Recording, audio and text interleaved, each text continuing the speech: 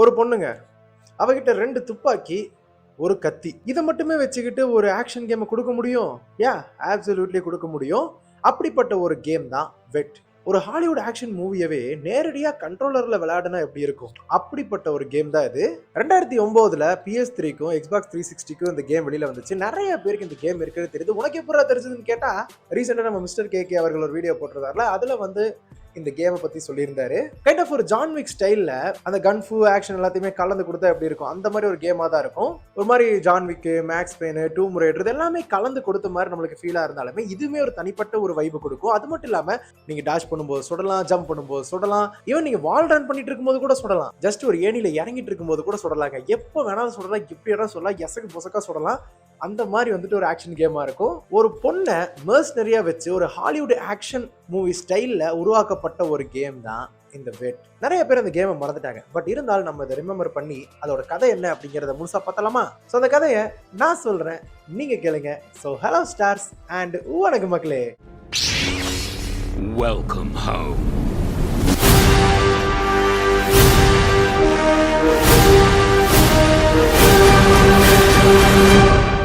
இந்த கதை ஆரம்பிக்கிறது ரூபி மெலோன் அப்படிங்கிற ஒரு மெர்சனரி கிட்ட இருந்தா. இவன் வந்துட்டு தப்பு பண்றவல, தப்பை தட்டி கேட்கிறவ அப்படின்னு சொல்லலாம். பட் இப்போதைக்கு அவ ஒரு பவுண்டி ஹண்டர் தாங்க. இப்போ மட்டும் இல்ல, எப்பவுமே ஒரு மெர்சனரி பவுண்டி ஹண்டரா தான் அவ இருக்கா.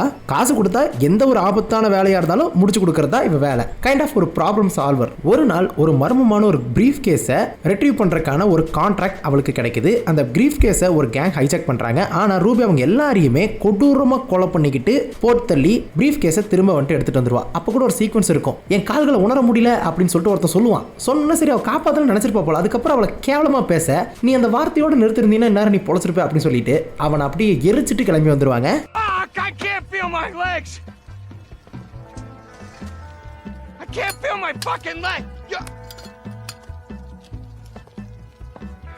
You bitch! You fucking bitch! You're gonna leave me? You fucking bitch! You should have stopped it. I can't feel my legs.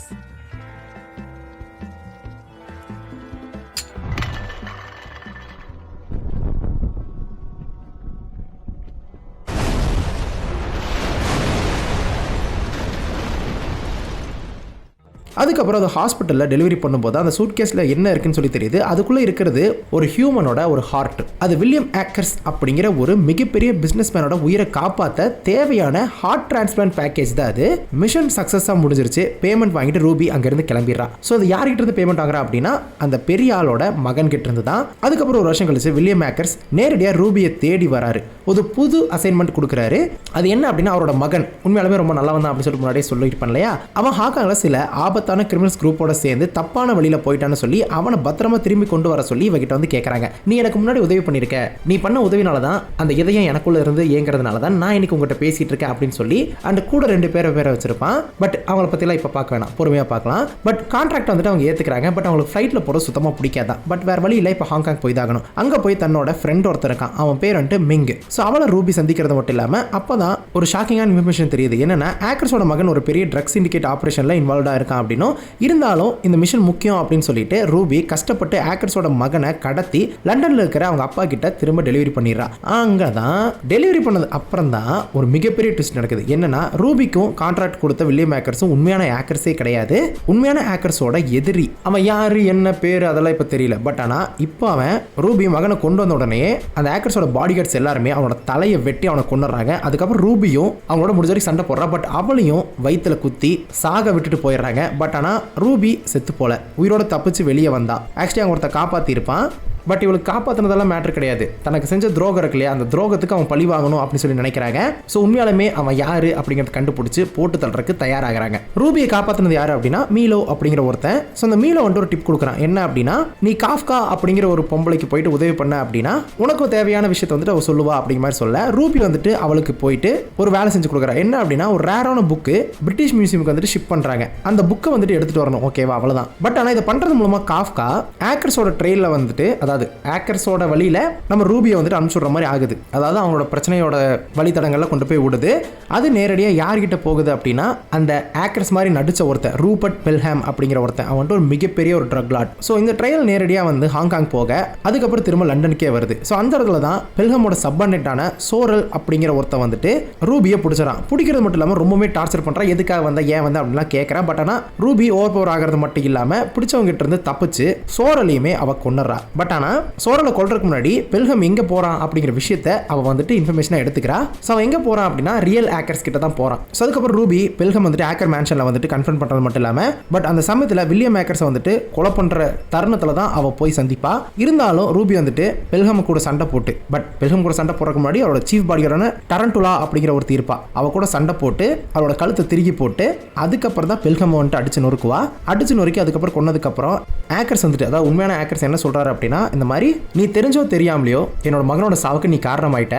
இப்போ நீ இவனை கொன்னதுனால நீ எனக்கு நண்பியும் கிடையாது அதே சமயம் எனக்கு எதிரியும் கிடையாது அப்படிங்கிற மாதிரி ஒரு விஷயத்த சொல்லி கிட்டத்தட்ட மன்னிக்கவும் மாட்டேன் அதே சமயம் பழி வாங்கவும் மாட்டேன் அப்படிங்கிற மாதிரி சொல்கிறாரு. ஸோ ரொம்பவே கன்ஃபியூசிங்கான ஸ்டேட்டில் வந்துட்டு இருந்தாலுமே பட் ஸ்டில் அந்த சுச்சுவேஷன் அப்படி தான் இருக்கும். பட் ரூபி அந்த இடத்துல ஓகே ரூபி இதை ஏற்றுக்கிட்டு அங்கிருந்து கிளம்பிடுறாங்க.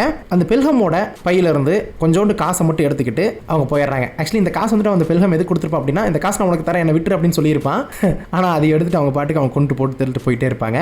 பட் இருந்தாலுமே இதில் ஒரு போஸ்ட் கிரெடிட் சீன் இருக்கு. என்னன்னா அந்த டரண்டுலா அப்படிங்கிற ஒருத்தர் இருக்கா இல்லையா அவளுக்கு திரும்ப உயிர் வர மாதிரி இந்த கேம் வந்து முடிஞ்சிருக்கும். ஆக்சுவலி அவளுக்கு ஒரு சூப்பர் பவர் மாதிரி தாங்க இருக்கும். இதெல்லாம் வந்துட்டு ப்ராப்பராக இன்னுமே நிறைய எக்ஸ்பிளைன் பண்ண கிடையாது. மேபி லோரில் இருக்குமா இருக்கும். அது என்னன்னு பார்த்துட்டு நான் வேணா தனியாக போடுறதுனா நீங்கள் கேட்டிங்கன்னா நான் போடுறேன்.